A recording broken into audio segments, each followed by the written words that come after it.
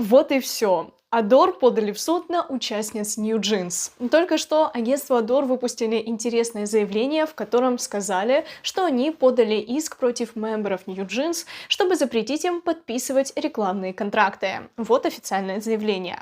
Наше решение ходатайствовать о предварительном запрете направлено на предотвращение путаницы и ущерба третьим лицам, включая рекламодателей, поскольку участницы New Jeans, которые в одностороннем порядке расторгли свои эксклюзивные контракты, продолжают самостоятельно связываться с рекламодателями и пытаться заключать контракты.